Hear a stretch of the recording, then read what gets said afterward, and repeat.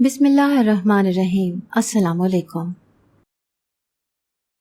میں نہیں جانتی تھی کہ میری ماں کے دماغ میں کیا چل رہا ہے، مگر اس بات کا تو مجھے پکا یقین تھا کہ وہ کچھ بڑا کرنے کا سوچ رہی ہے، کیونکہ جب بھی میری ماں گھر کے سارے کام چھوڑ چھاڑ کر سکون سے ایک جگہ بیٹھی کچھ سوچ رہی ہوتی تھی تو اس کا مطلب یہی تھا کہ وہ اب کچھ نہ کچھ کرنے والی ہے۔ پچھلے 3 دن سے میں یہی دیکھ رہی تھی۔ اماں اب مسلسل سوچ بچار میں ہی مگن رہتی تھی اور اب میری طرف بھی کوئی دھیان نہیں دیتی تھی کہ میں کیا کر رہی ہوں، ورنہ تو میری ایک ایک حرکت پر نظر رکھتی تھی، میرے آنے جانے کی خبر رکھتی تھی، اور اب گزشتہ 3 دن سے تو اسے جیسے کوئی پرواہ ہی نہیں تھی کہ میں جو چاہوں وہ کروں۔ ابھی بھی میں اکیڈمی جانے کے لیے کمرے سے باہر نکلی تو اماں کو کچھ سوچتے ہوئے پایا۔ میں نے سر جھٹکتے ہوئے باہر کی طرف قدم بڑھائے تو اچانک اماں نے مجھے آواز دے کر روک لیا۔ میں نے حیرت سے مڑ کر پوچھا کہ ہاں اماں بتاؤ کیا بات ہے؟ تو وہ کہنے لگی کہ آج تم اکیڈمی نہ جاؤ۔ میں نے پوچھا کہ کیوں نہ جاؤں؟ تو کہنے لگی کہ آج میں تمہیں اپنے ساتھ کہیں لے کر جانا چاہتی ہوں۔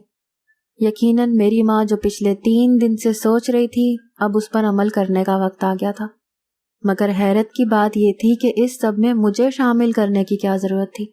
جانے وہ کیا کرنے کا سوچ رہی تھی؟ میں نے ماں کو صاف بتا دیا اور کہا کہ جس اکیڈمی میں جاتی ہوں وہاں چھٹی کرنے کی اجازت نہیں ہے، اگر چھٹی کروں گی تو ڈانٹ پڑے گی۔ اماں کہنے لگی کہ کوئی میری بیٹی کو ڈانٹ کر تو دکھائے، اس کو تو میں اچھے سے پوچھ لوں گی۔ بس میں نے کہہ دیا ہے کہ آج تو اکیڈمی نہیں جائے گی بلکہ میرے ساتھ ڈاکٹر کے پاس جائے گی۔ میں اچانک پریشان ہو گئی کہ اماں خیر تو ہے، تمہیں کیا ہوا ہے، کیوں ڈاکٹر کے پاس جانا ہے؟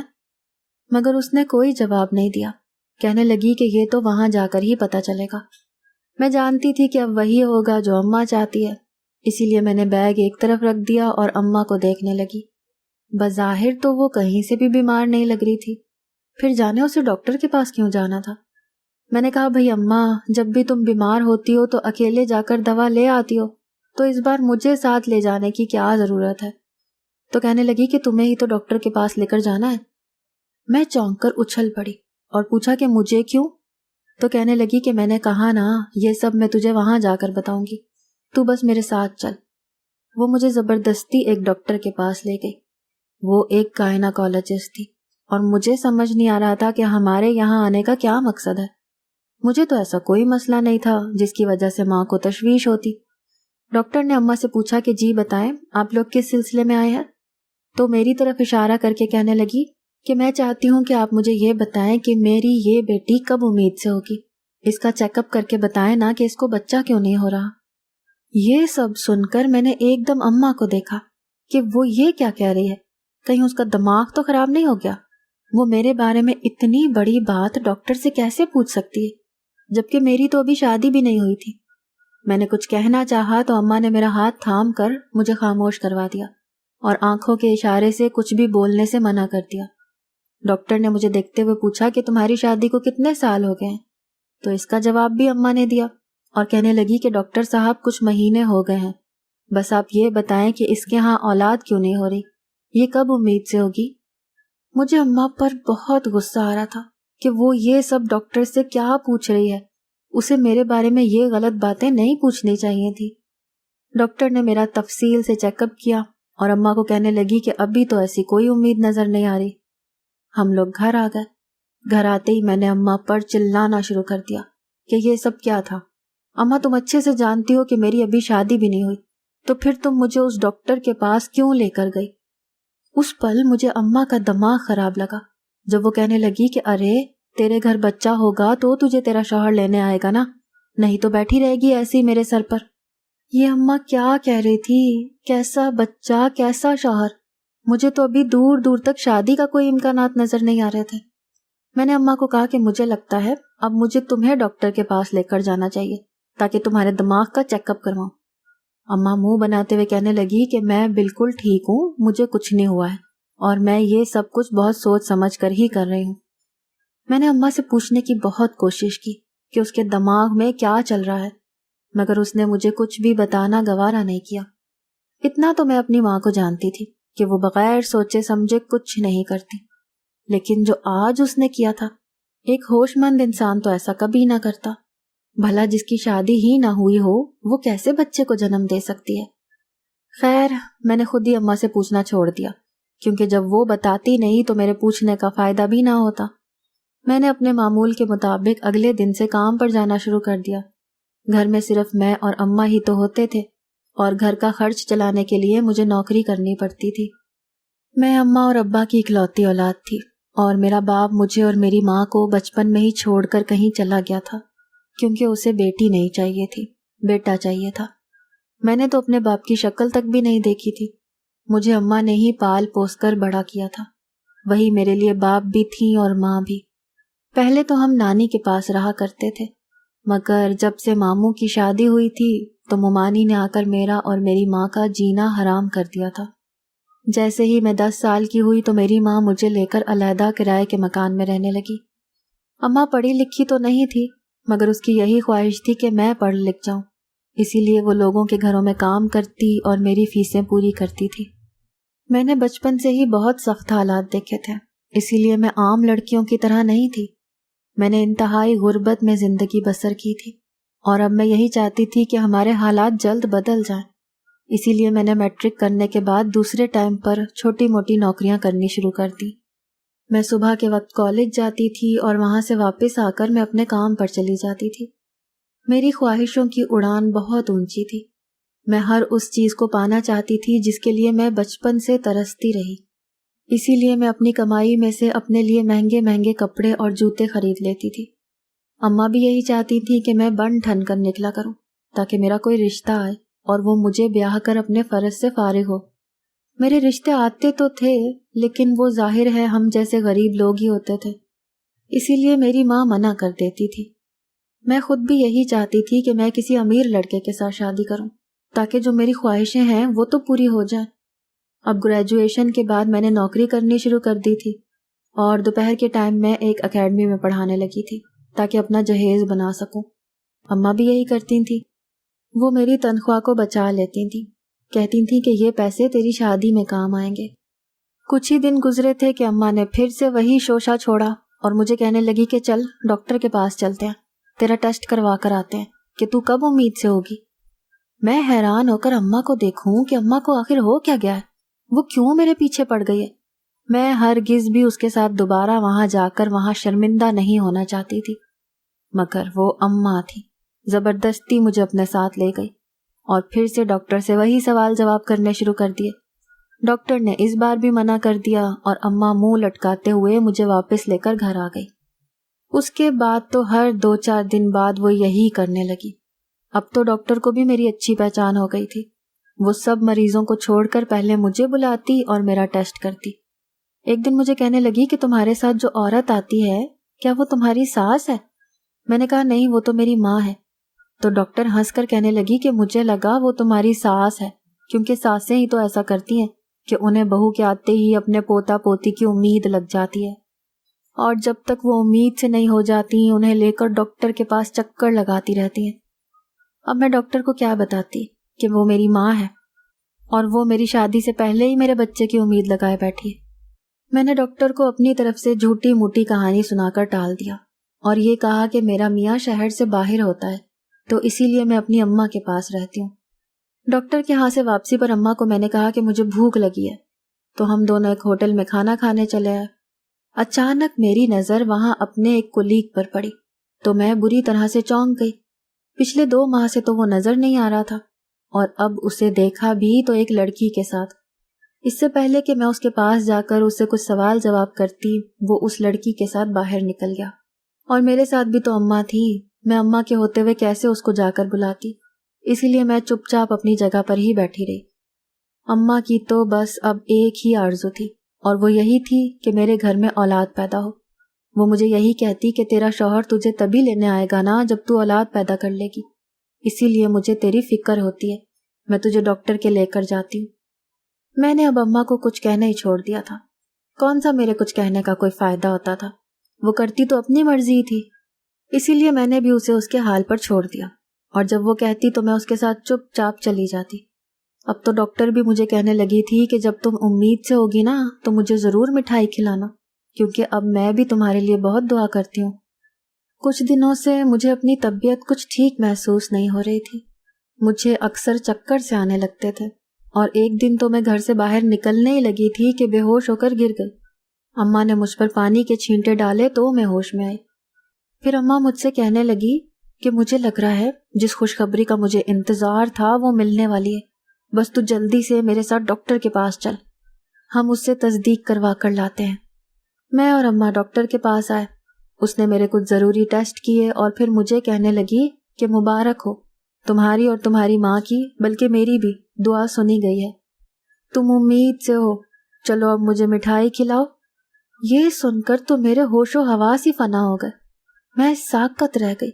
مجھے سمجھ میں نہیں آیا کہ میں کیا ری ایکشن دوں، جبکہ میری اماں تو سن کر پھولے نہیں سمائی.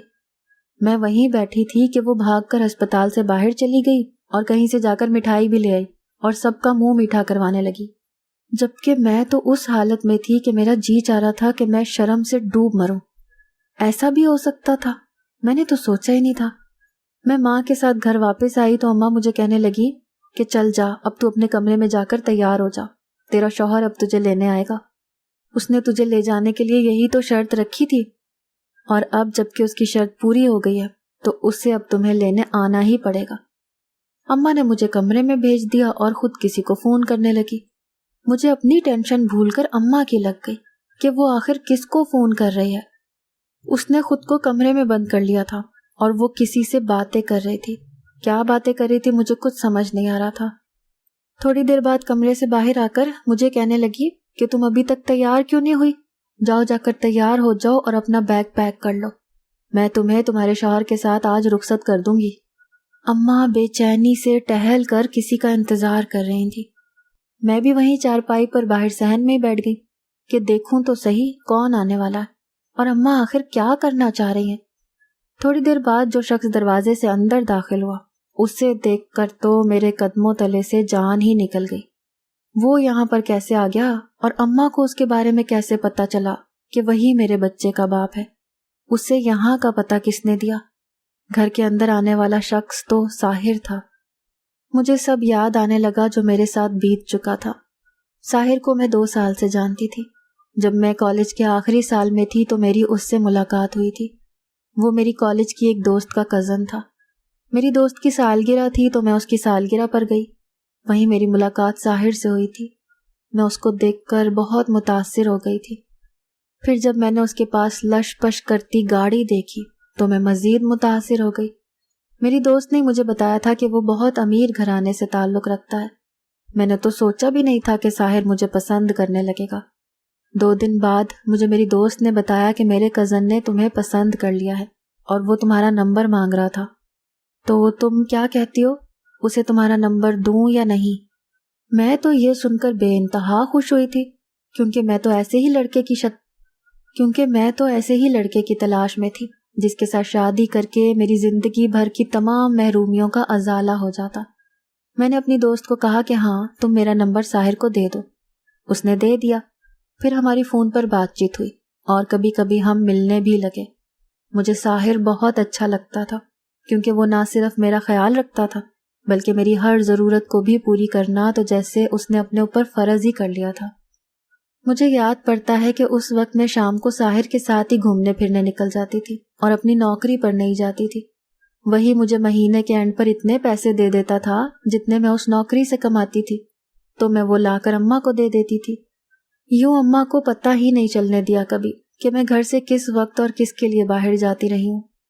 پورا 1 سال ہم یوں ہی باہر گھومتے پھرتے رہے مگر اس دوران اس نے مجھے کبھی بھی کسی قسم کی کوئی غلط بات کی، نہ ہی کسی غلط کام کا مطالبہ کیا. میں اس پر پورا یقین کرنے لگی تھی کہ وہ ہر لحاظ سے ایک اچھا لڑکا ہے اور مجھ سے پیار بھی کرتا ہے. شروع میں تو میں اس کی دولت دیکھ کر اس کی طرف بڑھی تھی مگر اب مجھے بھی وہ اچھا لگنے لگا تھا اور میں بھی اس کے پیار میں گرفتار ہونے لگی تھی. جب میرا کالج ختم ہو گیا تو میں نے اسے کہا تھا کہ اب تم اپنے والدین کو میرے گھر رشتے کے لیے بھیجو. تو اس نے پریشانی سے بتایا کہ میرے ماں باپ میری شادی اپنے جیسے امیر خاندان میں کرنا چاہتے ہیں. میں یہ سن کر بہت پریشان ہوئی اور میں نے کہا کہ اب ہم کیا کریں گے؟ تو وہ کہنے لگا کہ تم فکر مت کرو، میں اپنے ماں باپ کو راضی کر کے رہوں گا. اور انہیں ہر حال میں راضی کر کے تمہارے گھر رشتے کے لیے لے کر آؤں گا۔ پتہ نہیں وہ اپنے ماں باپ کو کہتا بھی تھا یا صرف مجھے ہی سنانے کے لیے جھوٹ موٹ کی کہانیاں گھڑ دیتا تھا، کیونکہ کئی ماہ گزر گئے تھے اور وہ اپنے ماں باپ کو راضی نہ کر سکا۔ پھر ایک دن وہ مجھے اپنے اپارٹمنٹ میں لے گیا۔ مجھے تو اس پر مکمل بھروسہ تھا، اسی لیے میں اس کے ساتھ وہاں چلی گئی، لیکن جانے کیوں میرا دل نہیں مان رہا تھا۔ مجھے بار بار یوں ہی محسوس ہو رہا تھا کہ جیسے میرے ساتھ کچھ غلط نہ ہو جائے، اسی لیے وہاں 10 منٹ بیٹھنے کے بعد ہی میں وہاں سے بھاگ کر اپنے گھر واپس آ گئی۔ میں شدید پچھتا رہی تھی کہ مجھے اکیلے اس کے ساتھ کسی ایسی جگہ نہیں جانا چاہیے تھا جہاں ہمارے سوا کوئی تیسرا نہ ہو۔ مانا کہ وہ بہت اچھا تھا اور مجھے اس سے پیار بھی تھا، لیکن اگر انجانے میں ہم سے کوئی گناہ ہو جاتا تو پھر؟ جب میں گھر آئی تو اس نے مجھے کال کر کے پوچھا کہ میں وہاں سے کیوں چلی آئی، تو میں نے اسے صاف صاف کہہ دیا کہ میں اب آج کے بعد تم سے اکیلے میں نہیں ملوں گی۔ وہ مجھ سے بہت ناراض ہو گیا کہ میں نے اس پر اعتبار نہیں کیا اور اس کے بارے میں غلط سوچ لیا۔ کئی دن ہمارا آپس میں رابطہ نہیں ہوا۔ پھر مجھے ہی اس کی یاد آئی تو میں نے اسے کال کر کے معافی مانگی، تو وہ مجھے کہنے لگا کہ اب تمہیں ایک ہی صورت میں معافی مل سکتی ہے، جب ہم کورٹ میرج کر لیں۔ میں اتنا بڑا فیصلہ نہیں کر سکتی تھی جب تک میں اپنی ماں کو کچھ نہ بتا دیتی، لیکن دوسری طرف وہ بھی مجبور تھا کیونکہ اس کے گھر والے نہیں مان رہے تھے اور وہ مجھ سے کورٹ میرج کر کے پھر اپنے گھر والوں کو منانا چاہتا تھا۔ اس نے مجھ سے کہا کہ اگر ایک بار ہم کورٹ میرج کر لیں گے تو میرے گھر والے پھر تمہارے گھر بہت عزت سے رشتہ لے کے آئیں گے اور میں تمہیں نکاح کر کے بیاہ کر لے جاؤں گا۔ تو میں نے اس کی بات مان لی اور ایک دن اس سے کورٹ میرج کر لی۔ کورٹ میرج کے بعد وہ مجھے پھر اسی اپارٹمنٹ میں لے آیا اور کہنے لگا کہ اب تو تمہیں کوئی اعتراض نہیں ہے، اب تو ہم میاں بیوی ہیں۔ اس دن کے بعد سے پھر ہم اکثر ہی تنہائی میں ملنے لگے۔ چونکہ اب ہم میاں بیوی بن چکے تھے اسی لیے مجھے بھی کوئی اعتراض نہ ہوتا تھا۔ یہ 3 مہینے پہلے کی بات تھی جب اچانک وہ بنا بتائے غائب ہو گیا۔ پہلے تو اس نے میری کالز اٹھانا بند کر دی، پھر جب میں نے اپنی دوست سے اس کے بارے میں پوچھا تو اس نے بھی لا علمی کا اظہار کیا۔ اسے ہماری کورٹ میرج کے بارے میں معلوم نہیں تھا، اسی لیے وہ مجھے کہنے لگی کہ بہتر ہوگا تم ساحر کے چکر سے نکل آؤ، اس کے ساتھ سیریس مت ہونا۔ وہ ایسا ہی ہے، آج ایک لڑکی کے ساتھ تو کل دوسری لڑکی کے ساتھ۔ جب ایک لڑکی سے دل بھر جاتا ہے تو پھر وہ نئے شکار کی تلاش میں نکل جاتا ہے۔ اب وہ تمہیں چھوڑ کر کسی اور کے پیچھے لگ گیا ہوگا۔ میں یہ سب سن کر برداشت نہیں کر پائی۔ مجھے سن کر یقین ہی نہیں ہو رہا تھا کہ وہ ایسا بھی نکل سکتا ہے۔ میں نے دوست سے اس کے گھر کا پتہ لینا چاہا تو اس نے منع کر دیا اور کہنے لگی کہ میں تمہیں اس کے گھر کا پتہ نہیں دے سکتی، وہ مجھ سے ناراض ہو جائے گا۔ میں ہر طرف سے مایوس ہو گئی تھی اور مجھے کچھ سمجھ نہیں آ رہا تھا کہ اب میں کیا کروں گی۔ میں نے اس کے سب دوستوں سے بھی معلوم کرنے کی کوشش کی، مگر سب نے مجھے اس کے خلاف ہی کیا۔ شاید میں ہی غلط تھی جو اس کو سمجھ نہیں پائی۔ میں بہت پریشان رہنے لگی تھی۔ میں نے کسی کو بھی اس کے بارے میں کچھ نہیں بتایا تھا، اماں کو بھی نہیں بتایا تھا۔ میں اکیلی ہی اپنی جنگ آپ لڑ رہی تھی۔ سارا دن میں خود کو مصروف رہنے میں گزار دیتی تھی تاکہ اس کا خیال بھی مجھے نہ آئے۔ پھر اماں مجھے ڈاکٹر کے پاس لے کر جانا شروع ہو گئیں تو میں اور پریشان ہو گئی کہ کہیں اماں کو مجھ پر شک نہ ہو گیا ہو، شاید اسی لیے وہ مجھے ہسپتال لے کر جاتی تھی۔ ہر بار میں اماں پر چلاتی کہ ابھی تو میری شادی بھی نہیں ہوئی اور تم مجھے ڈاکٹر کے پاس لے کر جا رہی ہو۔ ایسا میں اس لیے کرتی تھی تاکہ اماں کے اندر کی بات باہر نکلوا سکوں کہ کہیں اسے کچھ پتہ تو نہیں چل گیا۔ اس 2 ماہ کے عرصے میں مجھے یہی لگا تھا کہ اماں کو کچھ نہیں معلوم، مگر اب ساحر کو اپنے سامنے دیکھ کر مجھے یہ اندازہ لگانے میں بالکل بھی دیر نہ ہوئی کہ اماں تو میرے بارے میں سب جان چکی تھی۔ مگر حیرانی والی بات تو یہی تھی کہ اماں نے مجھے کچھ نہیں کہا اور نہ ہی مجھے کچھ بتایا، اور اب ساحر ہمارے گھر پر کیسے آ گیا تھا۔ میں اسے دیکھ کر بہت غصے میں آ گئی اور آگے بڑھ کر اس کے چہرے پر ایک زوردار تھپڑ رسید کیا اور کہا کہ تم میرے گھر پر کیا کر رہے ہو؟ کہنے لگا کہ مجھے تمہاری ماں نے بلایا ہے، انہی سے پوچھو۔ میں نے حیران ہو کر اماں کی طرف دیکھا کہ آپ نے اسے بلایا ہے؟ تو اماں کہنے لگی ہاں میں نے اسے بلایا ہے، مجھے پتا ہے یہ تمہارا شوہر ہے، تو چلو اپنا بیگ پیک کرو اور اس کے ساتھ رخصت ہو جاؤ۔ میں اس وقت اتنی شرمندہ تھی کہ میں اماں سے نظریں ملانے کے بھی قابل نہیں رہی تھی۔ اماں کا میرے سوا اس دنیا میں تھا بھی کون، اور میں نے ہی ان کے اعتماد کو بری طرح سے ٹھیس پہنچائی تھی، حالانکہ انہوں نے مجھے مکمل آزادی دے رکھی تھی۔ مجھے اماں سے بہت سارے سوالات کرنے تھے کہ انہیں ہمارے بارے میں یہ سب کیسے پتہ چلا، انہوں نے ساحر کو کیسے تلاش کیا اور اسے یہاں پر آنے پر کیسے رضامند کیا۔ سب سے بڑھ کر تو مجھے یہ سوال بہت تنگ کر رہا تھا کہ اگر اماں کو یہ سب پتہ چل ہی گیا تھا تو اس نے مجھے کچھ کہنے کے بجائے ڈاکٹر کے پاس لے جا کر یہ کیوں پوچھنا شروع کر دیا تھا کہ مجھے بچہ کب ہوگا، اور یہ کیوں کہا تھا کہ جب میں امید سے ہوں گی تبھی مجھے میرا شوہر لینے آئے گا۔ لیکن ابھی یہ سب پوچھنے کی مجھ میں ہمت نہیں تھی۔ ساحر مجھے کہنے لگا کہ تم نے اپنی ماں کی بات نہیں سنی، جاؤ جلدی سے اپنے کپڑے ایک بیگ میں ڈال کر لے کر آؤ، میں تمہیں رخصت کروانے آیا ہوں۔ میں اس وقت بوکھلا گئی اور جلدی سے اپنے چند سوٹ ایک بیگ میں ڈالے اور ساحر کے ساتھ اس گھر کی دہلیز کو پار کر لیا جس کے پار میری ناراض ماں کھڑی تھی۔ اماں نے تو مجھے دیکھنا بھی گوارا نہیں کیا تھا اور نہ ہی مجھے رخصت کرنے دروازے تک آئی تھی، بلکہ میرے گھر سے باہر نکلتے ہی اماں نے دروازہ بند کر دیا تھا۔ ساحر نے گاڑی کا دروازہ کھولا اور مجھے بیٹھنے کا کہا، مگر میں اس کی شکل بھی نہیں دیکھنا چاہتی تھی۔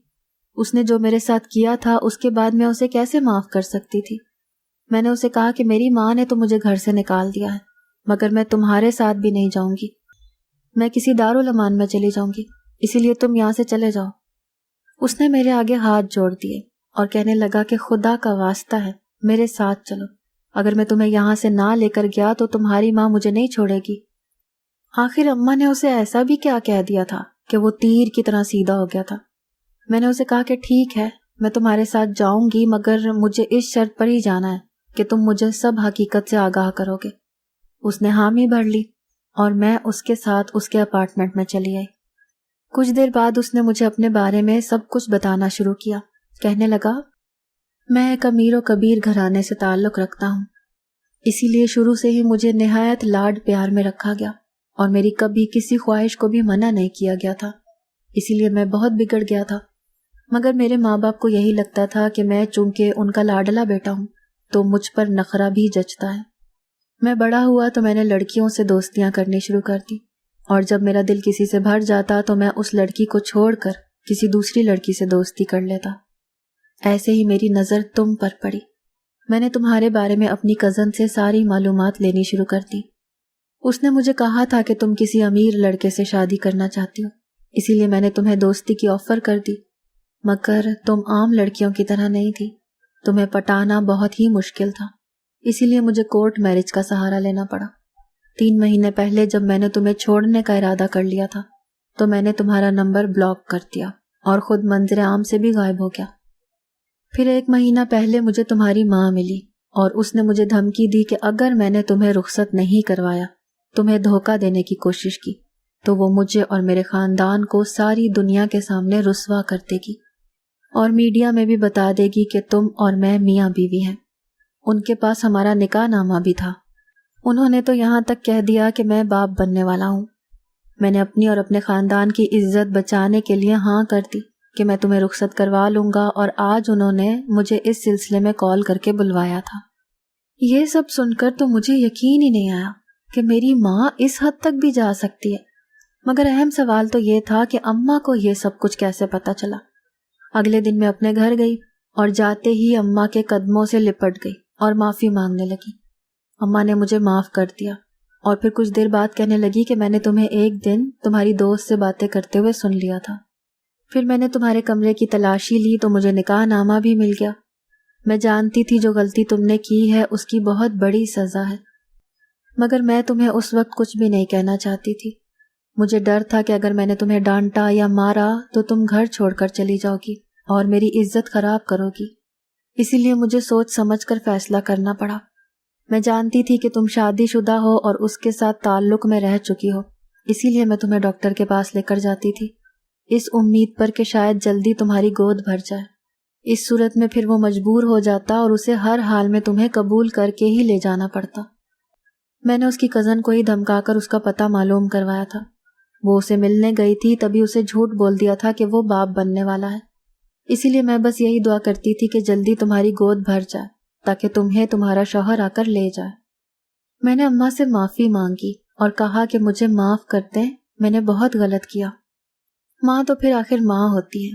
اماں نے مجھے معاف کر دیا۔ کچھ عرصے کے بعد ساحر کے گھر والوں نے بھی مجھے قبول کر لیا اور میں اس کے ساتھ اپنے سسرال چلی گئی۔ مجھے امید ہے کہ جب میرا بچہ پیدا ہوگا تو میرا شوہر سدھر جائے گا۔ اگر آپ کو ہماری آج کی کہانی پسند آئی ہے تو اسے لائک کریں، شیئر کریں اور چینل کو سبسکرائب کرنا مت بھولیے گا۔